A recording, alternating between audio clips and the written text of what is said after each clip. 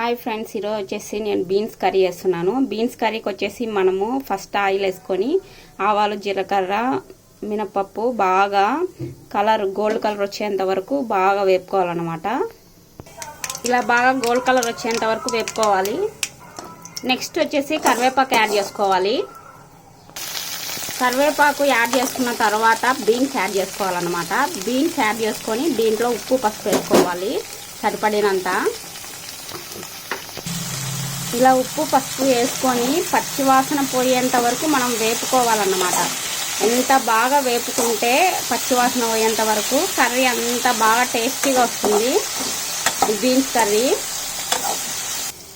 చూసారు కదా ఫ్రెండ్స్, ఇలా బాగా కలర్ వచ్చేంత వరకు వేపుకోవాలి. ఇలా బాగా వేయించుకున్న తర్వాత టమాటాలు యాడ్ చేసుకోవాలి. నెక్స్ట్ వచ్చేసి దీంట్లో వచ్చేసి మనం ఎండుమిర్చి, తర్వాత తెల్లగడ్డ, కొబ్బరి, సాల్ట్ వేసుకొని మనం మిక్స్ చేసుకోవాలన్నమాట. కారం పొడి కంటే ఎండుమిర్చి వేసుకుంటేనే బాగా టేస్టీగా ఉంటుంది. సో నేను ఎండుమిర్చి వేసి ఇట్లా కొబ్బరి పొడి చేసినాను. ఇది మనం బీన్స్ కర్రీలో యాడ్ చేసుకోవాలి. దీంట్లో కొబ్బరి పొడి వేసేసుకోవాలి. బాగా కొబ్బరి పొడి కూడా బాగా కర్రీకి పట్టింది. ఇప్పుడు వచ్చేసి కర్రీ రెడీ అయిపోయింది. చూసారు కదా ఎంత కలర్ఫుల్గా ఉందో. ఈ వీడియో కనుక మీకు నచ్చినట్లయితే లైక్ చేయండి, షేర్ చేయండి, సబ్స్క్రైబ్ చేయండి.